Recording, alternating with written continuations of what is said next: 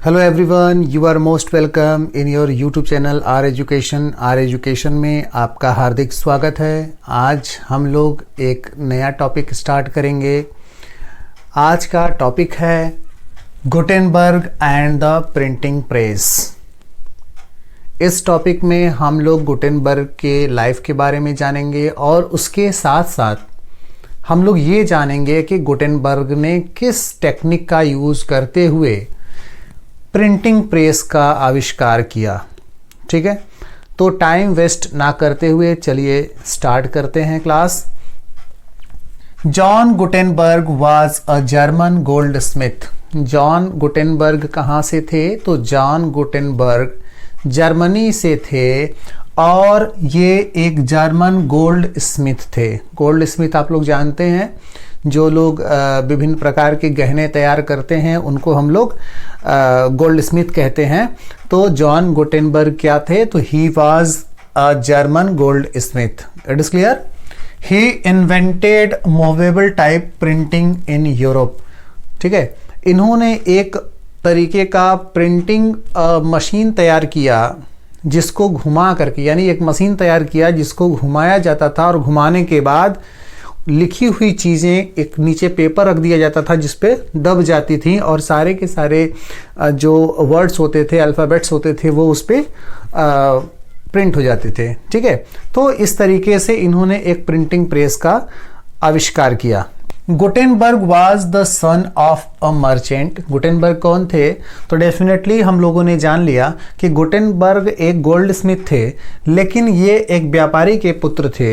His childhood was spent on a large agricultural state, means the area in which he was belonging to that was surrounded by the agricultural sector और agricultural activities. ठीक है, ऐसे area में ये रहते थे जहां पर बहुत ज़्यादा एग्रीकल्चर होता था। ठीक है, in his childhood he had seen wine and olive press. है ना, वाइन का मतलब होता है जैसे अंगूर वगैरह हो गया, ग्रेप्स वगैरह, तो उसको क्रश करके, उसको दबा करके उसका जूस निकाला जाता था।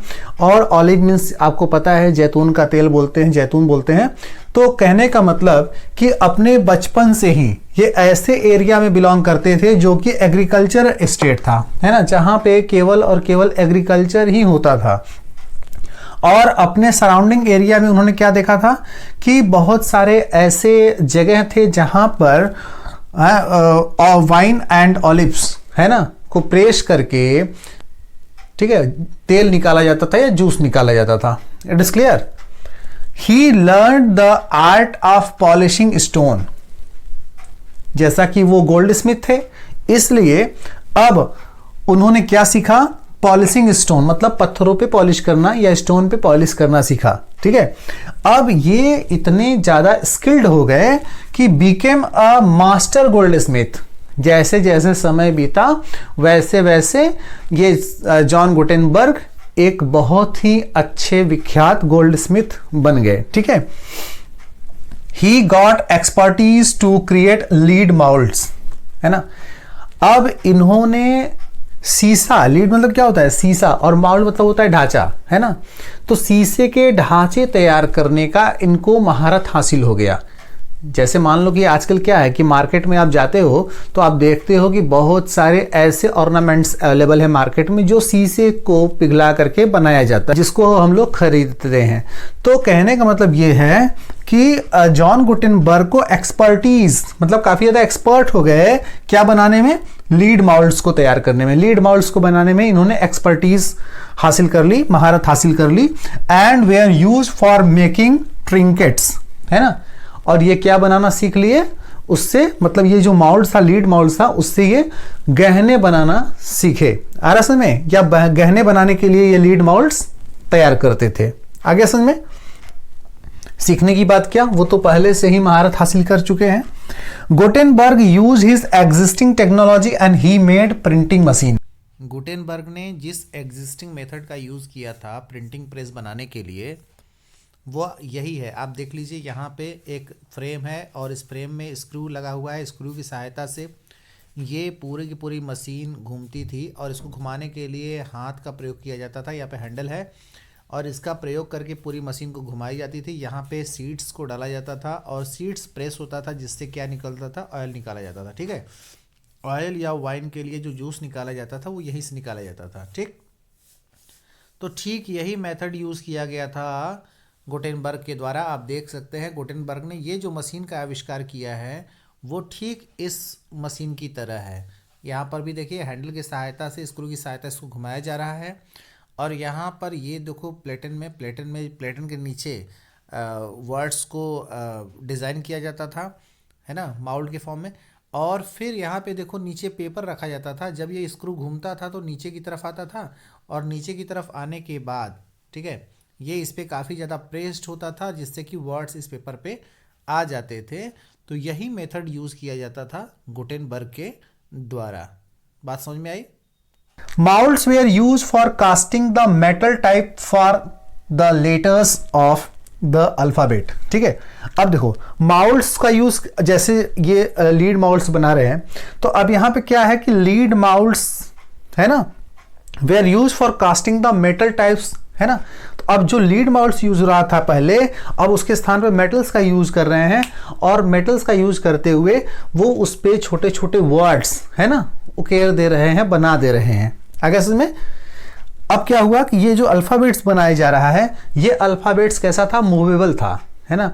जैसे मान लो कि हम लोग एक यहाँ पे ऐसे बोर्ड बना दें और इसमें ABCD एक्सेट्रा लिख दें, है ना, और इस तरीके से लिख दें। अब पता चला कि D को भी हम मूव करके A के स्थान पे, B को मूव करके D के स्थान पे, C को मूव करके A के स्थान पे ला सकें। तो इस तरीके से इन्होंने एक ऐसा सांचा तैयार किया, ऐसा ढांचा तैयार किया जिसमें कि वर्ड्स को मूव कराया जा सकता था, ताकि उससे एक कंप्लीट सेंटेंस बन सके, कंप्लीट वर्ड मीनिंग बन सके। आ रहा है समझ में?